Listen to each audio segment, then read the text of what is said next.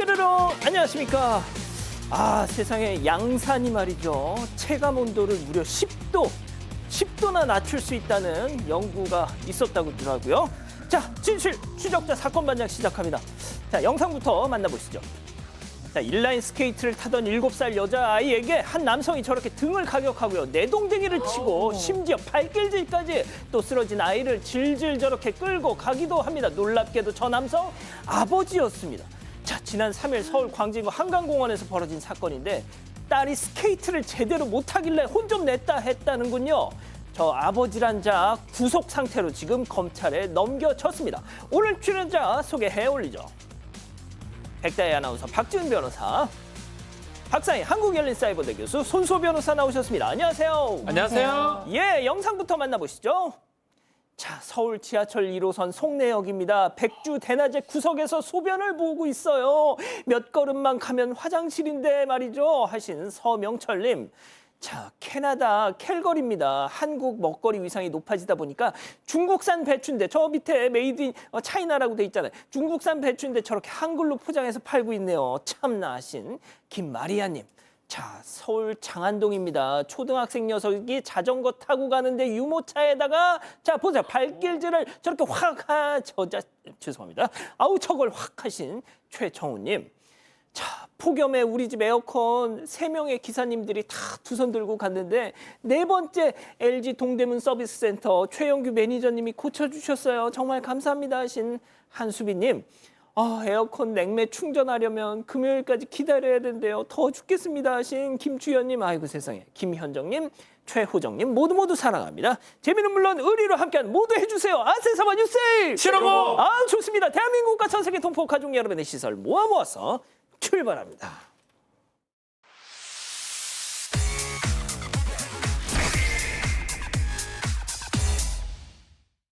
자, 첫 번째 가볼까요? 자, 심경 고백입니다. 자, 결혼을 앞두고 정말 많은 설왕설래, 갑론을박을 낳았던 가수 신지 씨. 오늘 한 라디오에 직접 출연해서요. 입장을 밝혔습니다. 먼저 그 내용 들어보시죠. 일단 너무 많은 분들께서 네. 염려를 해주시고 우려를 해주셔서 사랑하니까. 그래도 제가 27년 동안 정말 많은 분들께 사랑을 받고 있었구나. 꼭 책임감을 가지고 그쵸. 행동을 해야 되겠구나라고 예. 생각했고 오히려 죄송스러운 마음이었어요. 너무 예, 많은 분들께 예. 피로감을 드린 것 같아서 예, 충분히 여러분들의 염려와 우려를 인지하고 있고 예, 예. 이해하고 있습니다. 차라리 염려 있고 나중에. 자, 일단 팬들의 염려 잘 알고 있고 감사하다. 내가 이렇게 사랑을 받았구나. 그래도 내 선택에 번복은 없다 같습니다. 네, 코요태 신지 씨와 가수 문원 씨는 내년에 결혼을 앞두고 논란에 휩싸였었는데요. 최근 신지 씨가 코요태 멤버들에게 문원을 소개하는 모습을 담은 유튜브 영상에서 의혹이 불거졌었습니다. 그리고 오늘 오전에 신지 씨는 KBS 쿨 FM 박명수의 라디오쇼에서 백가와 함께 출연해서 또 한 번 직접 심경을 밝혔습니다. 이번 일을 겪으면서 27년 동안 많은 사랑을 받았구나 느꼈다며 많은 분들에게 피로감을 드린 것 같아 죄송하다. 더 책임감 있게 즐거운 모습을 많이 보여드리겠다고 전했고요.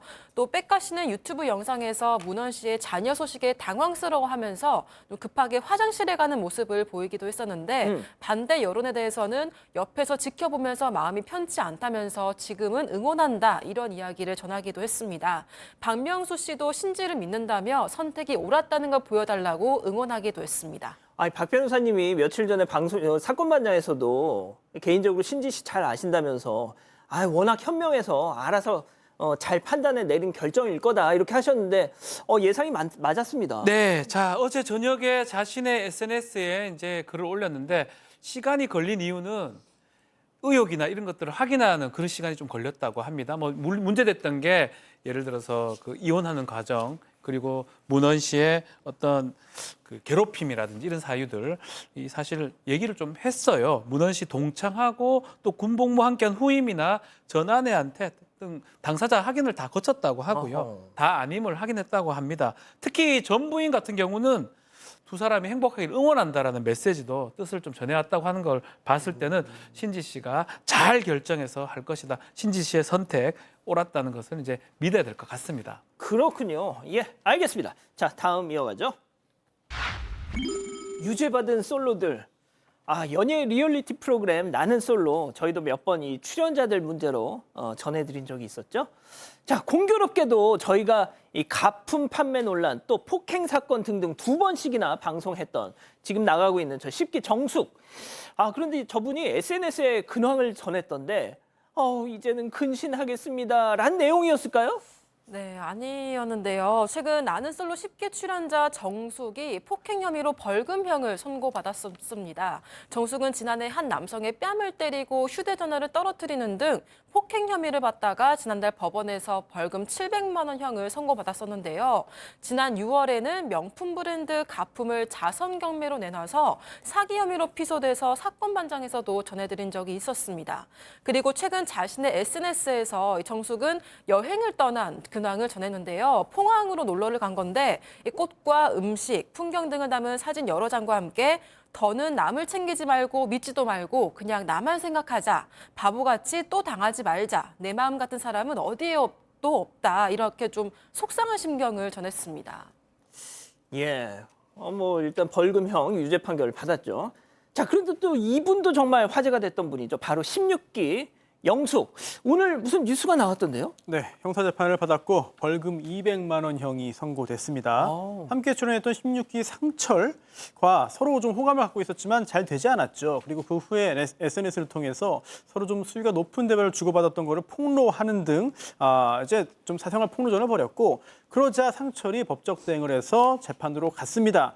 그리고 명예훼손 등의 혐의로 기소가 됐고 이번에 유죄 판결이 나온 건데 사실 재판에서 공공의 이익을 위한 거라고 주장을 했어요. 하지만 법원은 상철이 여성들에게 입힌 어떤 피해도 불분명하고 또한 이게 공공의 이익을 위한 것이라고 볼 수 없다면서 유죄 판결을 선고했고요.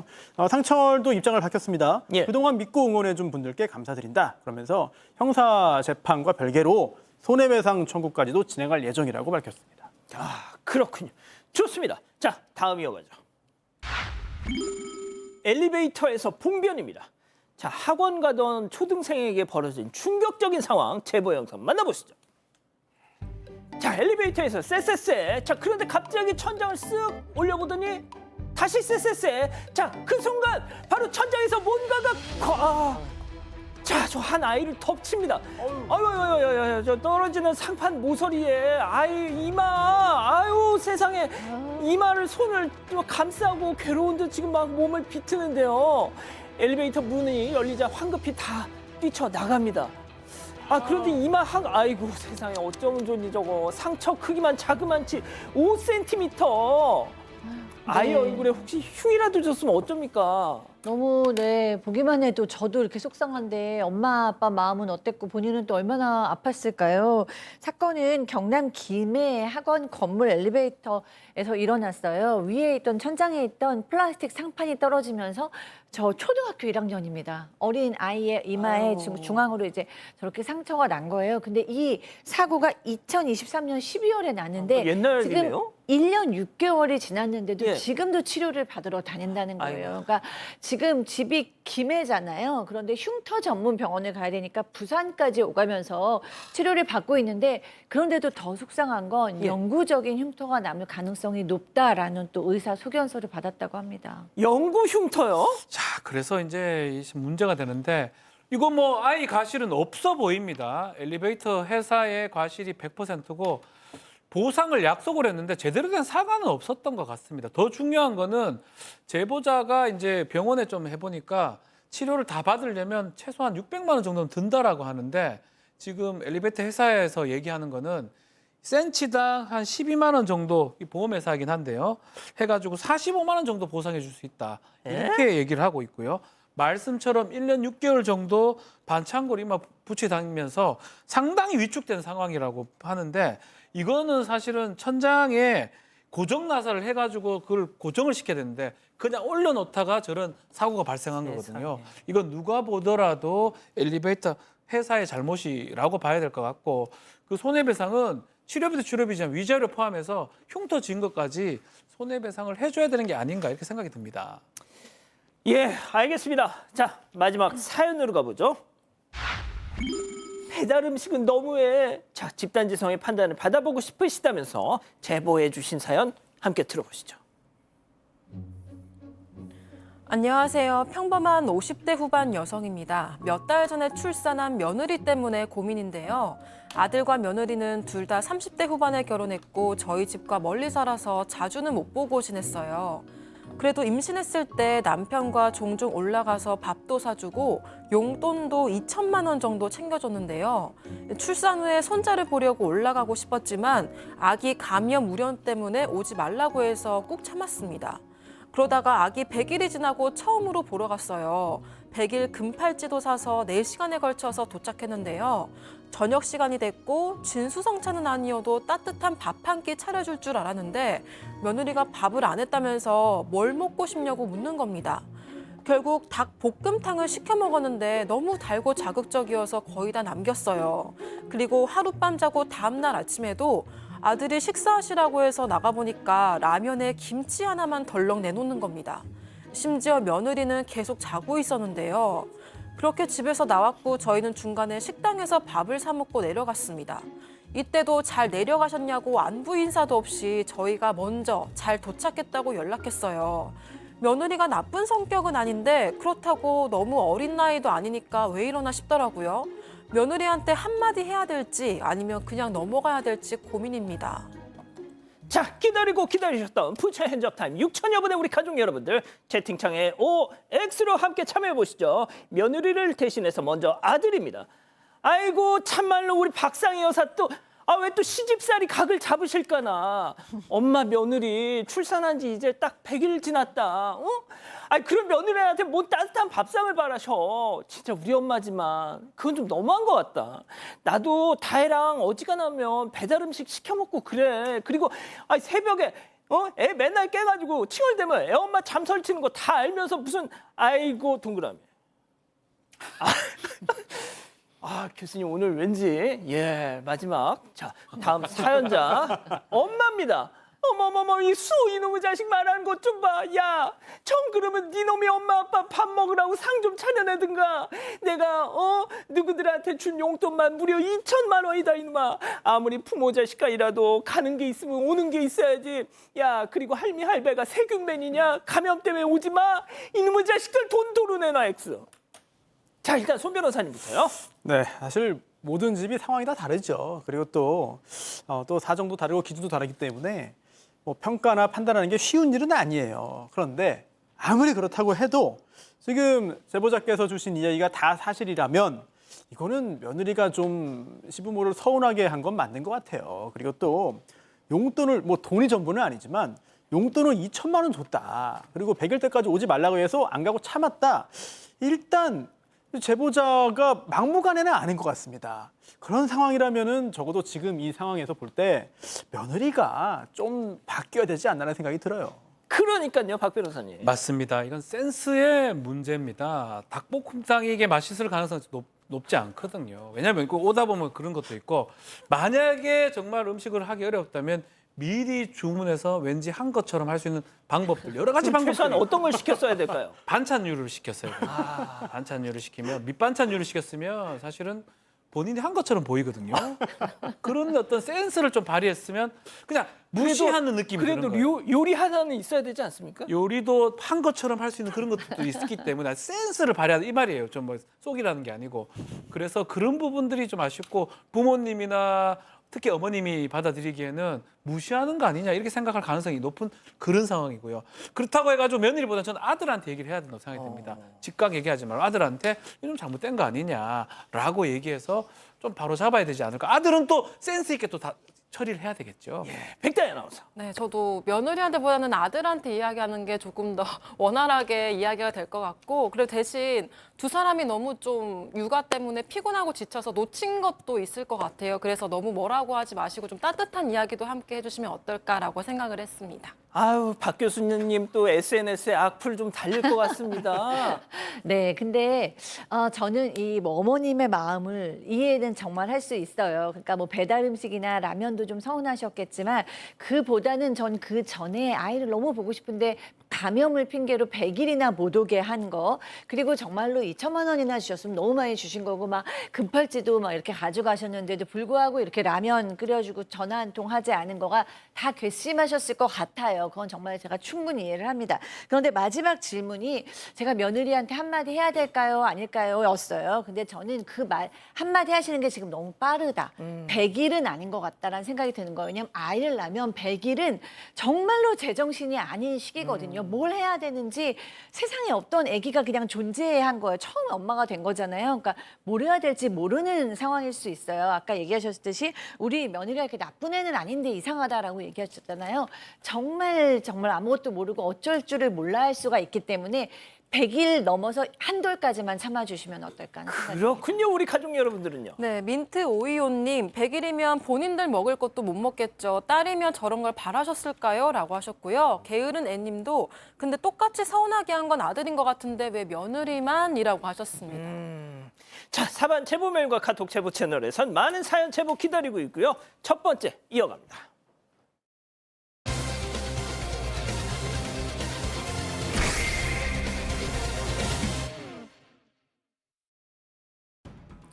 마트 앞에 앉아있는 외국인 여성 2명에게 다가오는 한 남성. 이 남성이 무언가 설명하는 듯 하더니 휴대전화로 여성들을 촬영합니다. 잠시 후 마트 안에서 나온 사장이 이 모습을 한참 동안 지켜보다가 가까이 다가가는데요. 이후 두 사람 사이에 실랑이가 벌어졌고 경찰이 출동한 뒤에야 상황은 마무리됐습니다. 대체 이날 무슨 일이 있었던 걸까요? 자, 얼마 전 겪은 일 때문에 지금 한창 잘 운영해왔던 마트의 폐업까지 고민하고 있다는 사장님이 연락을 주셨는데, 자, 교수님. 네, 경남에서 마트를 운영 중인 사장님께서 제보를 하셨습니다. 해외에서 오는 여러분들을 위한 어떤 뭐 식품도 팔고 여러 가지 공산품도 팔고 이런 마트를 냈습니다. 그런데 이제 보통 때도 우리 마트에 오는 외국인들의 고충을 좀 많이 들어줘야겠다라고 생각을 하셔서 얘기도 많이 시키고 고민도 들어주시고 조금이라도 친절하려고 노력을 하셨대요. 어느 날 이제 그 마트 앞에 캄보디아에서 온 여성 2명이 앉아 있었는데 갑자기 무슨 소리가 났다고 합니다. 그래서 CCTV로 확인을 해보니까 한 중년 남성이 여성들한테 다가가서 말을 걸고 있었어요. 제보자는 곧바로 밖으로 나갔다고 합니다. 제보자는 보니까 밖에 앉아있던 여성 2명한테 이 남성이 말을 시키면서 또 동시에 뭔가 촬영을 하고 있었다는 걸 알아서 이건 아니다라고 생각을 해서 이제 이 사건이 시작됩니다. 자, 지금 보신 상황 지난 6월에 있었던 일입니다. 자, 제보자는 남성에게 다가가서 동의는 구하고 촬영을 하고 있는 거냐? 이렇게 물어보셨대요. 황당한 답이 돌아왔답니다. 체크포인트 짚어보죠. 언론의 자유? 자, 제보자 얘기 직접 들어보시죠. 둘이 이제 무슨 대화를 하나 싶어서 잠깐 저도 지켜보고 있었거든요. 혹시 이 아가씨를 아시는 분이냐고. 모른다 하더라고요. 캄보디아 직원을 불러가지고 이 남자 아는 사람이냐 물어보니까 네, 모른대요. 이 사람 지금 유튜브 촬영하고 있는 거 알고 있는지 안 물어보니까 자기들도 모른대요, 그래. 원래 동남 애들 잘 웃어요. 근데 웃었으니까 동의하는 거다 자꾸 얘기하는데 얘들 입장에서 무서우니까 웃을 수밖에 없거든요. 아닙니다. 얘들은 저도 우리 손님이라서 아는데 이런 거 찍히는 것도 싫어하고 그렇기 때문에 얘들 함부로 찍으시면 안 돼요. 그냥 돌아가세요 하니까. 내가 동의를 받았는데 당신이 무슨 상관이냐고 자기는 뭐 방송인이다. 내가 자기의 권리를 침해하고 있다. 방송의 자유, 뭐 언론의 자유를 내가 침해하고 있다. 자꾸 이런 소리를 했었는 거예요. 아, 방송인이다. 내 권리를 침해 말라. 네. 언론의 자유. 네, 당시 있었던 일을 조금 더 자세히 확인해 보면요, 이 제보자가 물어봤더니 이 남성하고 캄보디아 여성들이 처음 본 사이예요. 예, 모르는 사이였습니다. 그리고 이 촬영을 한 남성이 이렇게 말했어요. 동의를 구했다. 뭐 촬영에 동의를 받았으니까 문제 없는 거 아니냐라고 했지만 또 알고 보니 명시적으로 동의한 게 아니라 말을 걸더니 그냥 웃었다는 거예요. 근데 제보자 주장이 이렇습니다. 그 웃음이 촬영에 대한 동의, 다 이해를 해가지고 동의한 게 아니라 무서워서 그런 거다. 그리고 한국말을 잘하는 편도 아니었다라는 거죠. 자, 그리고 이 남성이, 유튜버가 제보자에게 자신의 유튜브 채널을 보여줬는데 중년 남성이 혼자서 이제 살아가는 그런 그 일상적인 모습, 일상생활을 보여주는 그 내용이었고요. 구독자가 15만 명이 넘는 꽤 큰 규모였습니다. 그러면서 이 제보자가 이렇게 또 좀 항의를 한 거죠. 아니, 그런 채널에 이 외국 여성들이 나올 이유가 없지 않냐. 왜 찍냐. 찍지 말아라.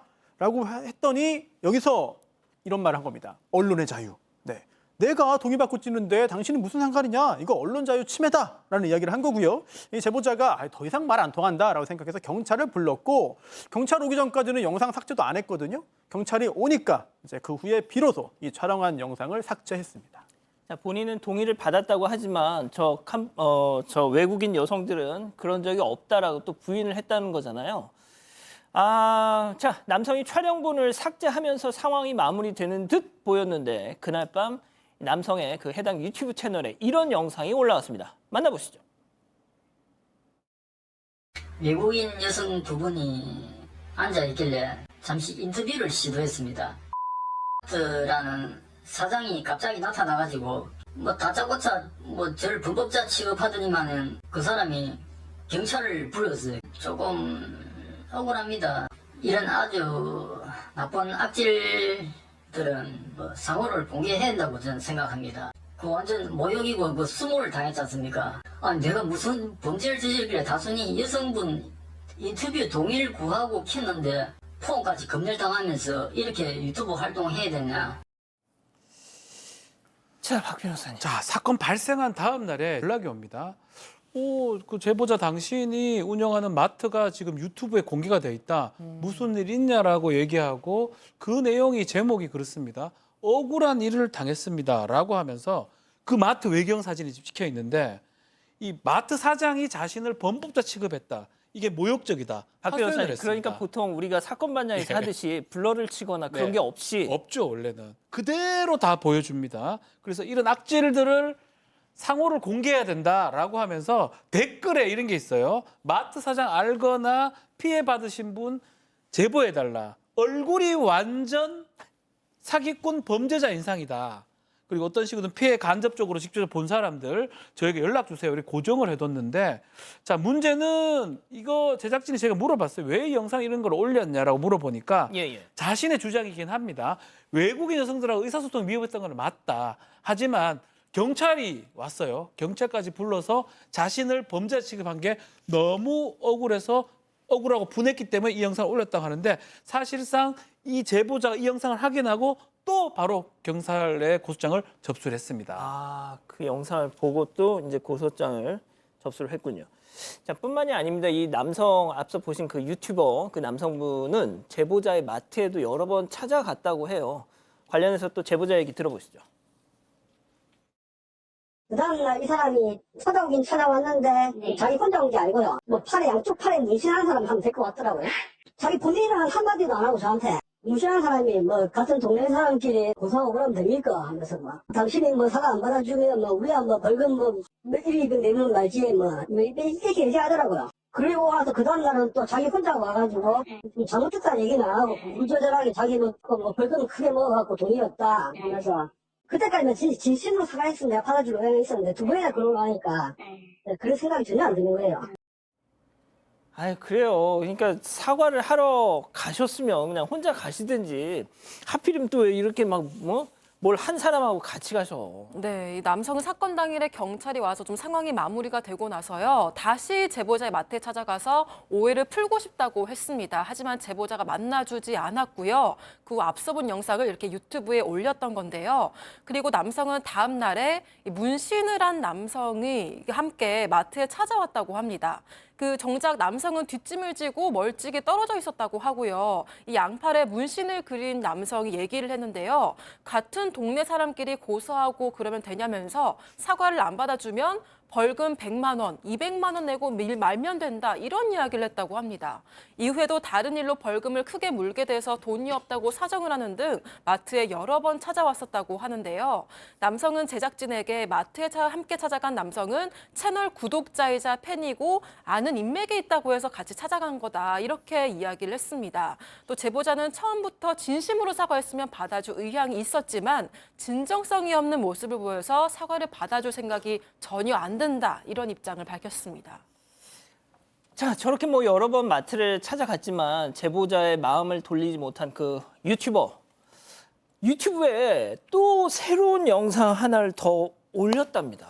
네, 그냥 이렇게 사과 깔끔하게 하고 이제 잘 이제 합의가 됐었으면 좋았을 텐데 이제 그게 잘 되질 않고 계속 길어집니다. 그런 와중에 또 이 유튜버가 영상을 하나 올렸어요. 마음이 울적합니다라는 제목이었어요. 저도 이걸 봤는데요. 좀 신기한 영상이에요. 계속 지금 나오는 저 영상, 저 표정과 자세로 계속 끝까지 저렇게 있습니다. 그리고 이제 아래 그냥 글자로만 그 마음이 계속 표현되거든요. 근데 그러니까 거기서 지금 이게 저분이 말씀을 하는 게 아니고 네. 그냥 누워서 그냥 가만히 자는 있어요. 듯한 네. 모습. 그냥 저건 지금 자막으로만 나가고 네, 있습니다. 자막으로만 나오고 이제 음악이 나오고 뭔가 이제 좀 슬프고 울적하고 처량한 느낌이 듭니다.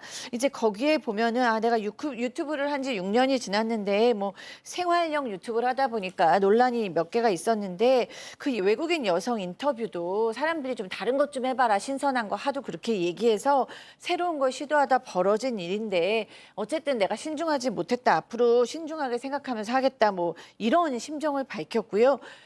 보면 내가 이제 실수를 했다. 뭐 상호가 나온 것도 잘못했다고는 전하고 있는데요. 그렇다고 해서 또 딱히 딱 죄송하다라는 또 말투도 아닙니다. 그래서 저희 제작진이 도대체 이 사과 영상을 왜 올렸냐고 물어봤어요. 그랬더니 아 내가 사과를 한 거는 아니고 그냥 마음에 있는 생각들을 올린 것이다라고 밝히면서 가계상호를 올린 것에 대해서는 실수가 맞다고 인정을 했고요. 조심하겠다는 입장도 정했습니다. 예, 손 변호사님, 저희가 이제 사건 반장하면서 진짜 나쁜 인간들 실명 얘기하고 싶잖아요. 저격하고 싶지 않습니까? 하지만 현행 법이 그걸 못하도록 막고 있지 않습니까? 그래서 그렇습니다. 저희도 답답하지만 못하잖아요. 그렇죠. 뭐 얼굴 공개도 그렇고 여러 가지 제약이 있고 또 법이 현재 여러 가지 기준들을 제시하고 있기 때문에 그걸 또 뛰어넘으면 안 되는 게 또 당연한 이제 생각이죠. 그런데 지금 이 사안에서는 사실 그 선을 약간 넘은 것이 아니냐라는 생각이 들고 그렇기 때문에 제보자도 형사 조치를 취했습니다. 그리고 담당 수사관에게 이런 얘기를 최근에 들었는데요. 명예훼손 또는 뭐 모욕 등으로 송치될 것이다. 며칠 내로 검찰에 넘어갈 것이다 라는 이야기를 들었다고 제작진에게 전했고요. 또 제보자는 제대로 된 사과와 반성이 아니기 때문에 엄하게 처벌해달라라는 탄원서까지 경찰에 제출을 했습니다. 그리고 이 제보자가 이 일로 여러 가지 충격을 받고 상처를 받아서 정신과 치료를 받고 있고요. 그리고 또 자영업자를 얼마나 얕잡아 보면 이렇게 하냐라는 생각까지 전했습니다. 영상은 지금 삭제가 됐습니다만 그 영상을 본 사람들이 이 마트로 찾아오기도 하고 여러 가지 스트레스를 받았기 때문에 아예 가게를 팔까 생각 중이라고 합니다. 자, 첫 번째 사건 정리하고요. 두 번째 사건 이어갑니다.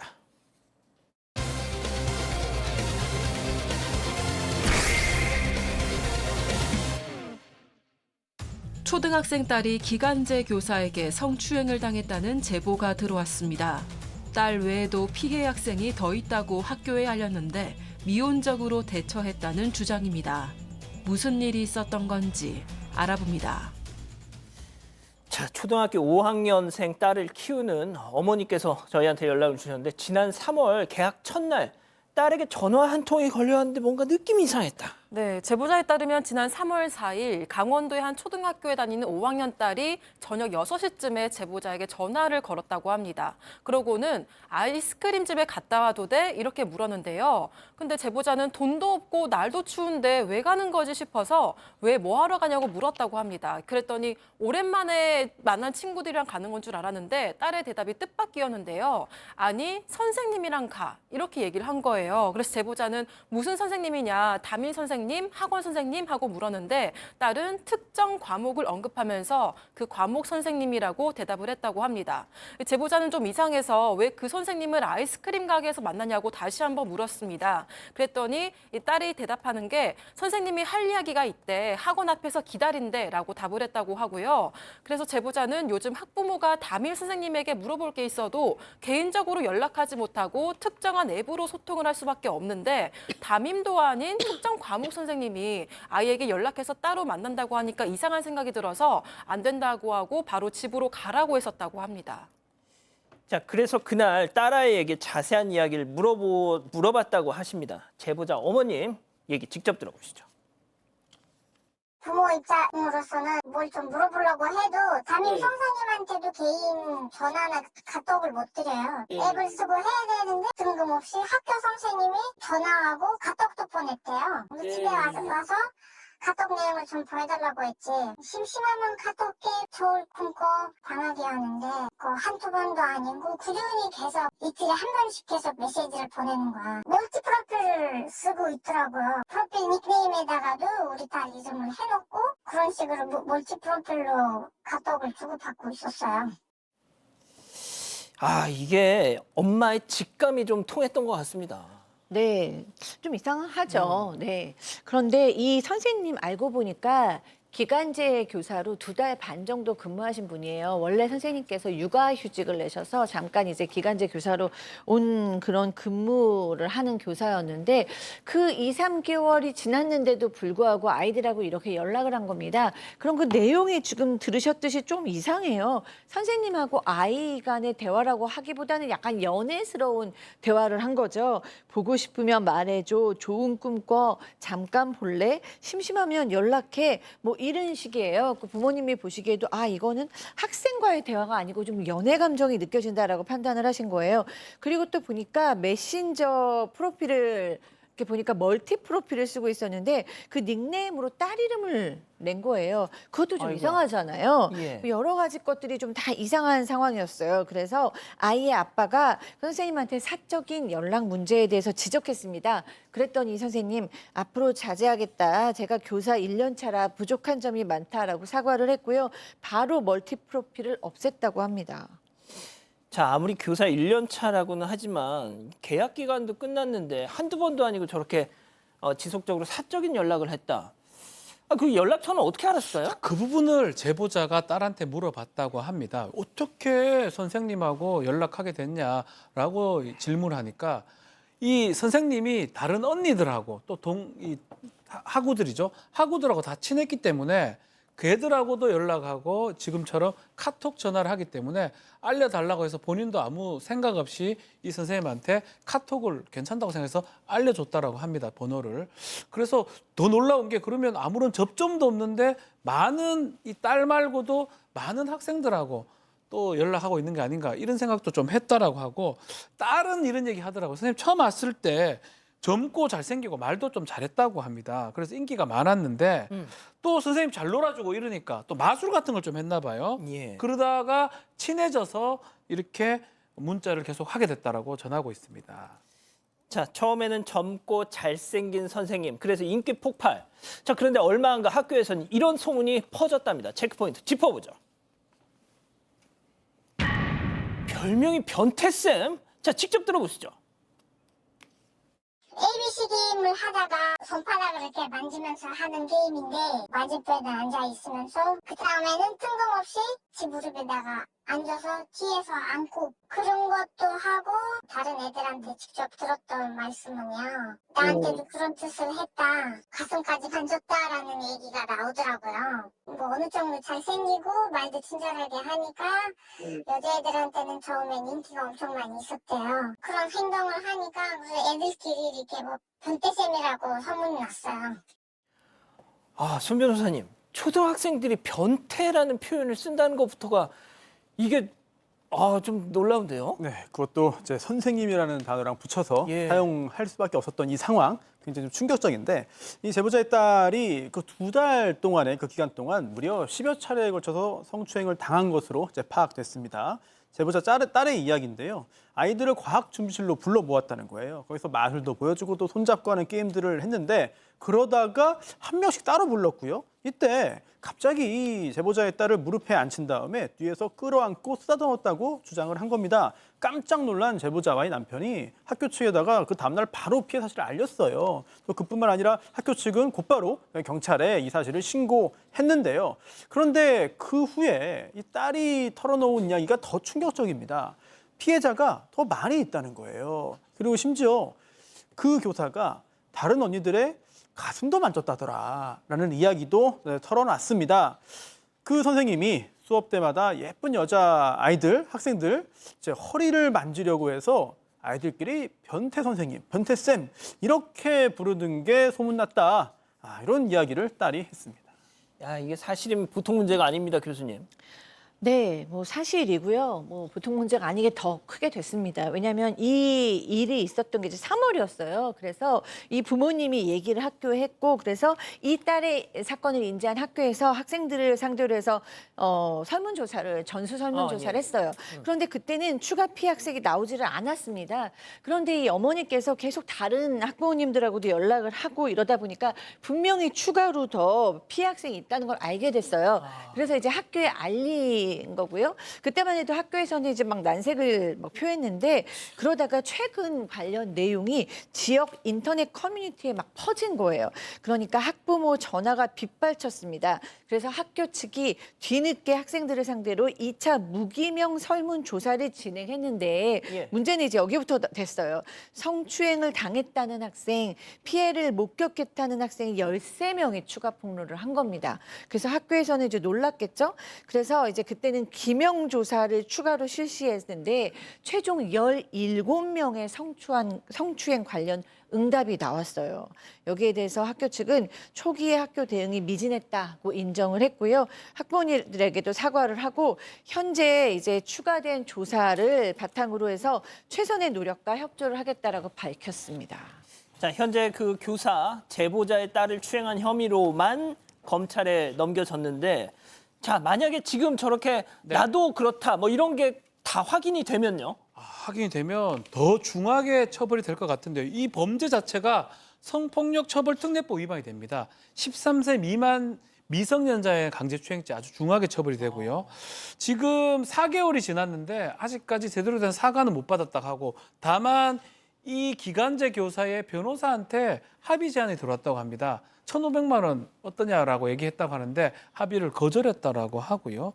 지금 말한 것처럼 더 건수가 있다 그러면 중하게 처벌받을 수 있고, 이 기간제 교사는 자기는 이렇게 주장합니다. 자기가 한 행동이 추행이 될 수 있다는 거를 경찰 조사를 받으면서 알게 됐다라고 하면서 다른 피해 사례는 인정할 수 없다라고 하는데요. 글쎄요, 이거는 진짜 주장일 뿐이고요. 추행을 그걸 모른다는 거는 사실 납득하기는 어려울 겁니다. 그렇죠. 자, 두 번째 사건 이렇게 정리하고요. 별별 상담소 이어갑니다.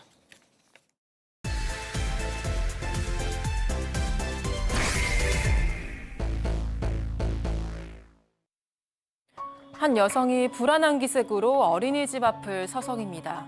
잠시 뒤 딸 대신 경찰이 모습을 드러내는데요. 눈앞에 딸을 두고도 끝내 발걸음을 돌리고 맙니다. 이 엄마에겐 과연 어떤 사연이 숨겨져 있는 걸까요? 자, 사반 가족분의 제보입니다. 자식을 바로 코앞에 두고도 만나지 못하고 있다고요. 네, 문제의 시작은 이렇습니다. 제보자는 40대 여성이고요. 딸을 한 명 낳고 남편하고 잘 살고 있었어요. 그런데 타지에 살고 있던 시어머니 전화에서부터 문제가 시작이 되는데, 시어머니께서 내가 싼값에 아파트를 하나 샀는데 그 아파트를 너희에게 주고 싶다라고 얘기를 하셨어요. 너네 언제까지 월세로 살 거니? 니네가 일로 오면 내가 아이도 아주 자주 잘 봐주겠다라고 얘기를 하셨어요. 그래서 이 부부가 다 정리를 하고 이제 남편의 고향에 내려가게 됩니다. 남편은 고향의 지인의 소개로 거기서 이제 직장을 갖게 됐고요. 이 제보자는 전업주부가 되었습니다. 그런데 문제는 막상 와서 보니까 아파트를 따로 사준 게 아니고요. 예. 그 주겠다는 아파트는 시부모님과 같이 살아야 되는 조건이 붙어 있었고, 아이고야. 심지어 명의도 시어머니 명의로 되어 있었습니다. 자, 문제는 그게 끝이 아니었다는 거 제보자 얘기 직접 들어보시죠. 애기 공부나 이제 학업이나 이런 부분에 되게 많은 참견을 되게 많이 하셨거든요. 근데 이제 아이는 저 이제 그림 그리는 것도 좋아하고 그러다 보니까 이제 그리자 뭐 이런 식으로 이야기를 하고 나면 그게 못마땅해서 너는 공부도 하지 않고 맨날 저놈의 미친 그림만 그리고 있냐 뭐 이런 식으로 이제 대놓고 이야기를 하세요. 아유, 어지간하면 손녀한테 저렇게 얘기 안 하는데. 네, 그리고 시어머니는 딸이 그림을 그리고 있으면요. 이딴 걸 왜 그리냐. 이 친구들은 지금 영어로만 하고 구구단도 외운다더라. 이렇게 비교를 하기도 했습니다. 또 심지어 아이가 밥 먹는 것부터 시작해서 뭐 잠자는 시간, 걷는 법까지 잔소리를 하면서 본인 마음에 안 들면 체벌까지 했다고 하고요. 또 그리고 제보자가 가장 싫어했던 건 시어머니가 딸한테 할머니는 이제 곧 죽는다. 그러니까 그 전까지 네가 잘해야 된다면서 어떤 좀 공포심과 죄책감을 심어줬다고 합니다. 결국 제보자는 남편을 설득해서 독립을 추진했지만 시부모님은 너희 독립하면 다시는 안 본다고 강력하게 반대를 했고요. 그래도 같은 동네의 다른 아파트로 이사를 갔다고 합니다. 아, 이때부터 왠지 더 센 게 올 것 같습니다. 그렇습니다. 얼마 뒤에 남편의 남동생이죠. 그러니까 도련님이 결혼 앞두고 양가 가족이 다 모이는 상견례가 있었는데 이 자리에서 동서가 이렇게 말한 거예요. 아, 제가 요리 잘 못하니까 그래서 뭐 명절이 벌써부터 걱정된다라고 했더니 이 제보자가 좀 농담식으로 분위기 풀려고 걱정하지 마세요. 뭐 제가 다 하면 돼요라고 웃으면서 다들 넘어갔거든요. 그런데 식사 후에 시부모를 이제 차에 태우고 집으로 가려는데 이때 예. 갑자기 시어머니가 너 내려! 라고 소리를 지른 겁니다. 며느리한테요? 네, 이렇게 제보자만 주차장 구석으로 이제 끌고 간 거예요. 그러고선 다짜고짜 욕설을 하는 거예요. 야, 이 XS야. 너 뭔데 일을 다 하니 많이 말을 하냐? 어디서 나를 우습게 보고 망신 주냐? 이렇게 폭언을 퍼부은 건데요. 충격을 받을 수밖에 없잖아요. 남편에게도 얘기를 했어요. 하지만 남편이 믿지는 않습니다. 우리 엄마 이런 사람이 아니다. 욕을 할 리가 없다. 욕하는 거 본 적이 없다. 이렇게 아내의 말을 믿지 않았죠.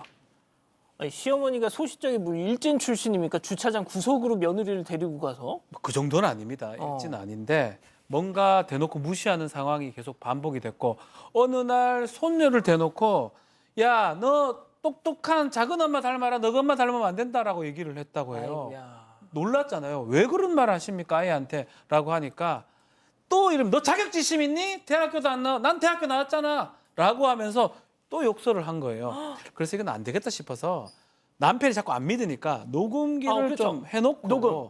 살짝 이렇게 가는 결심을 하고 녹음해놓고 나가는 상황에서 더 놀라운 일이 발생했습니다. 그 녹음기를 나중에 확인을 좀 해봤는데 보니까 시어머니가 제 집에서 뒹구는 꼴 보니까 열받아 죽겠다 뒷담을 하니까 남편이 장모가 택배로 반찬을 보내는데 냉장고 차짐하고 맛은 정말 없다. 욕설하는 게 담겨져 있었습니다. 아니, 남편이 자기 엄마 시어머니하고 며느리 뒷담화를 해요? 네, 그러니까요. 그래서 제보자도 내용은 그렇다 쳐도 어떻게 반찬까지 해준 우리 엄마를 욕하냐면서 나도 시어머니가 너무 싫다 이렇게 맞받아쳤는데요. 그런데 남편의 눈빛이 확 변하더니 왜 우리 엄마 욕하냐면서 그 제보자에게 손찌검을 했다고 합니다. 아이고. 사실 남편이 과거에도 폭력을 휘두른 적이 있어서 제보자가 딸을 데리고 나가려고 했는데 갑자기 남편이 제보자를 넘어뜨리고 몸으로 누르면서 목을 압박을 했대요. 하지만 제보자는 어떻게든 소리를 지르려고 했고 다행히 이웃이 신고를 하면서 경찰이 왔습니다. 그런데 또 남편이 그 사이에 연락을 해서 시어머니까지 온 거예요. 근데 경찰이 가정폭력은 부부가 분리가 돼야 된다면서 누가 나가실 거냐고 물었대요. 근데 시어머니가 애는 놓고 너만 가라 이렇게 소리를 지르면서 아이를 붙들고 늘어졌다고 합니다. 결국 경찰이 오늘은 어머님이 임시보호소에서 주무시죠 이렇게 좀 설득을 해서 결국 제보자가 나갔다고 합니다. 아, 혼자 나왔습니다. 제보자께서. 그렇죠. 다시 집에 찾아갔는데 비밀번호가 바뀐 상황이고요. 겨우 이제 시어머니가 통화가 됐는데 네가 내 아들을 가정폭력범으로 신고했으니까 네 딸을 그러니까 손녀를 못 보게 할 것이다라고 얘기를 했고요.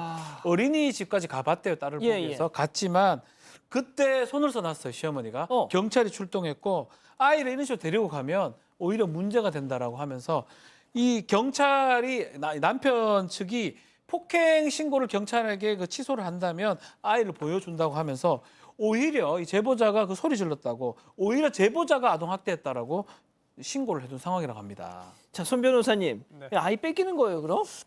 지금 그럴 가능성이 그렇게 커 보이지는 않습니다. 왜냐하면 이제 추후에 이혼을 할 경우에 양육권자를 정해야 되는데 이때 자녀의 복리가 가장 중요한 기준이 되고요. 이러한 자녀의 복리를 판단함에 있어서는 아무래도 어리니까 현상 유지가 굉장히 중요하게 작용을 합니다. 그런데 지금 남편이 아이를 보고 있고 그리고 또 시어머니도 현재 아이와 가깝게 있다. 그럼 이게 현상 아니냐, 현재 상황 아니냐 그렇게 볼 수는 없습니다.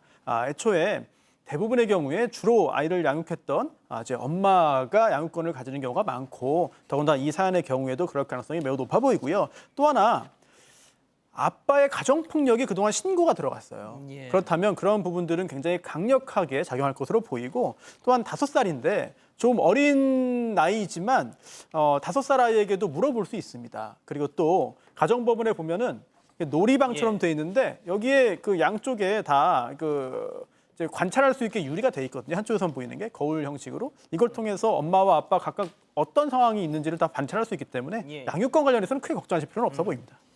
교수님, 이 진짜 모자가 말이죠. 네. 아주 그냥 비슷하네요. 그러니까요. 이게 이제 구조의 문제로 보이거든요. 가부장적인 구조인 거죠. 이게 결국에는 이제 피해자를 낳고 아이의 인권까지도 침해되고 여성을 고립시키는 상황이 되는데요. 이 아이 같은 경우에도 걱정스러워요. 왜냐하면 애착 대상인 엄마가 사라진 데다가 넘어서 무슨 학대의 가해자가 돼버린 상황이잖아요. 우리 사회가 분명히 가정폭력 피해자는 이 엄마기 때문에 이 엄마의 주거나 양육권 이런 거를 좀 지킬 수 있도록 도와줘야 되지 않을까 하는 생각이 듭니다. 그러니까요. 자, 별별 상담소 이렇게 정리하고요. 글로벌 픽 이어갑니다.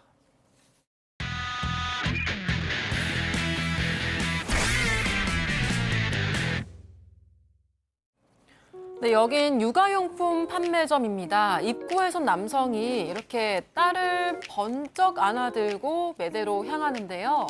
그런데 이때 한 차량이 신지 씨 가게 안으로 돌진합니다. 세상에! 네, 남성과 딸이 방금까지 서 있던 자리를 그대로 지나친 건데요. 깔끔하던 가게는 아수라장이 됐고 차 역시 반파되고 말았습니다. 하지만 더 놀라운 건 가게를 덮친 차량의 운전자 정체인데요. 누군데요? 네, 운전대를 잡은 남성은 나이가 어린 미성년자에 운전면허도 없었다고 합니다. 무면허 상태로 렌트카를 몰다가 가속 페달을 브레이크로 착각한 것 같다고 하는데요. 하지만 기적적으로 다친 사람은 아무도 없다고 합니다. 다음 이어갑니다. 자, 블랙박스 차가 쭉 뻗은 도로를 달리는데 빗방울이 뚝뚝 떨어지는 게 날씨가 심상치 않아 보이죠. 그런데 갑자기 저 멀리서 전봇대가 휙휙 꺾이더니 차량까지 덮칩니다. 다행히 운전자는 무사하지만 전봇대가 도로를 막아버렸고요. 일대가 정전됐다고 합니다. 이뿐만 아니라 거센 바람에 건물 지붕이 통째로 휙 날아가거나 단단한 나뭇가지가 속수무책 뜯겨나가기도 했습니다. 태풍! 자, 이 지역에 비바람 섞인 모래폭풍이 강타하면서 이런 사고가 벌어진 건데요. 교통편이 끊기거나 화재가 발생한 곳도 있다고 합니다. 심각한 인명피해가 전해지진 않지만 도시를 완전히 복구하는 데는 몇 주가 걸릴 것이라고 하네요. 다음 이어갑니다. 오토바이가 웅덩이를 지나는데 앞바퀴가 푹 빠지더니 기우뚱하고 점점 쓰러집니다. 승객들이 이렇게 버텨보지만 기어이 넘어지고 맙니다. 넘어지겠죠, 당연히. 옆에서 다가온 남성이 오토바이를 힘껏 이렇게 밀어보지만 움직일 턱이 없죠. 몸을 일으킨 승객이 아이부터 번쩍 꺼내니다. 아이는 마냥 신나 보여요, 이상하게. 남은 사람들도 하나둘씩 무사히 밖으로 빠져나옵니다. 자, 이게 뭐야? 도로 배수구가 망가져서 움푹 파였는데 폭우 때문에 빗물이 고여서 안 보였던 겁니다. 그동안 주민들이 고쳐달라고 말해도 조치가 없었다고 하는데요. 이 영상이 알려지고 나니까 뒤늦게 전수조사가 이루어졌다고 합니다. 마지막 영상 이어갑니다.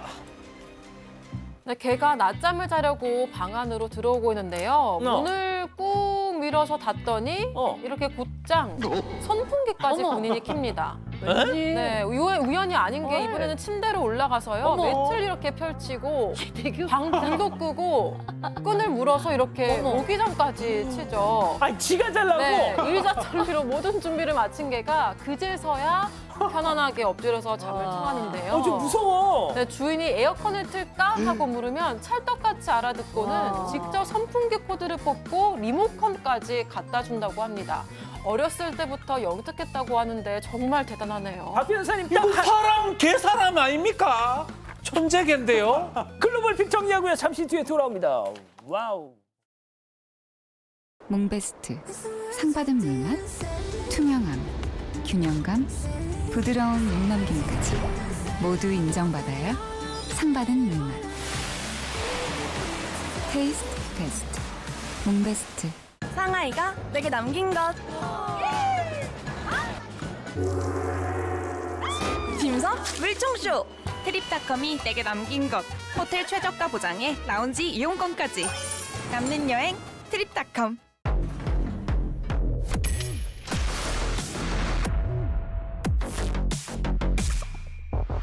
이런 피부 그걸 왜 기다려? 요즘 대세 올리지요. 닭뼈 안 된대. 개껍질 안 된대. 이제 돼요. 작아도 다 돼요. 뼈까지 갈아버리는 초강력 분쇄. 기다리길 잘했다. 쿠쿠 에코웨일 음식물 처리기. 예, 사랑하는 사건 반장 가족 여러분 시원한 밤 보내시고 유튜브 라방 사반 후반 달립니다. 저희는 내일도 4반 750 저녁 7시 50분에 다시 옵니다. 안녕히 계십시오.